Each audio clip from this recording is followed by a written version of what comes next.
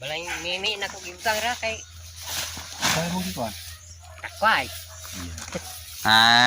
Nahurot gid ay tanan agkuan. Kulang gig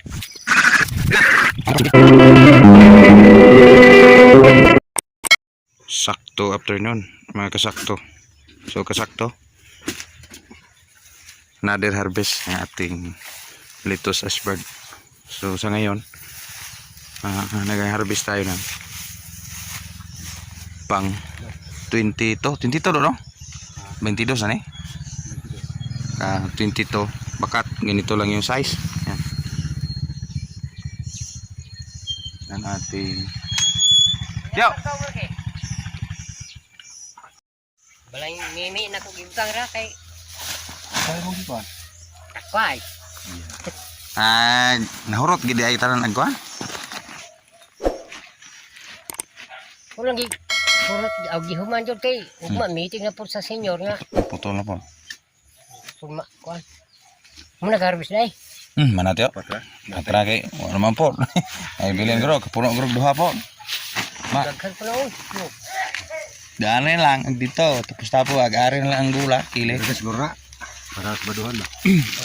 Di lang sa pulpa sa gi. Kuan may gitagidjaw. Padaghan na kay basig.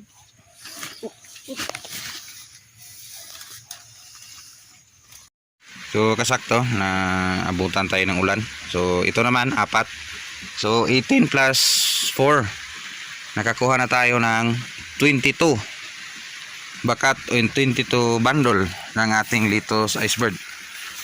Lettuce iceberg, lettuce grande sa lugar nyo, kung anong tawag sa iba, lettuce ball, same yung ating mga variety. So early in the morning dalhin ito ng market.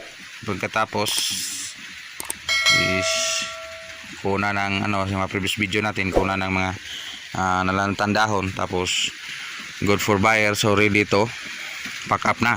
So mga taga Cebu, ready kayo dyan, dalhin ninyo ang mga litos sa modres kan laon, pahumot-humot o palami-lami sa litos, padagway pagagmay ay gagmay pero bugat unang litos sa taga Kanlaon. So ito yun guys, yung aming routine sa harvest. Umaga pa lang nabas na namin yung aming daring motor. Sige na.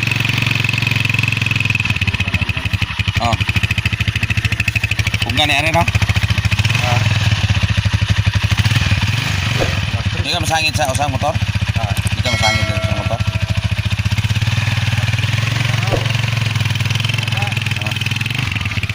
Time check, alas 3 G's ng umaga. Gigi.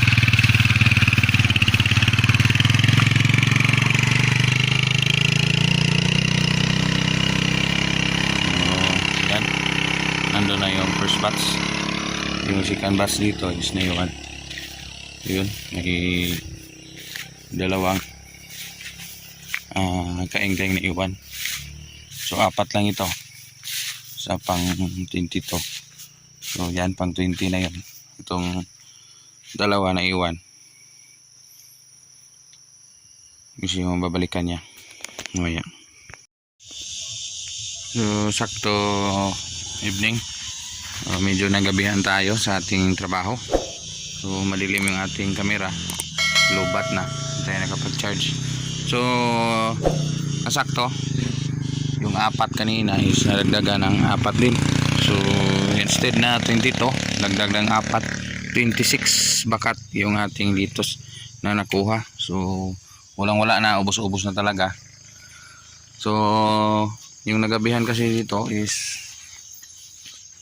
sabay kasi si sitaw. Yung ating sitaw is marami-rami din, no? Yan. Napakarami ng ating sitaw. So more or less nasa 50 kilo siguro yung rami niya.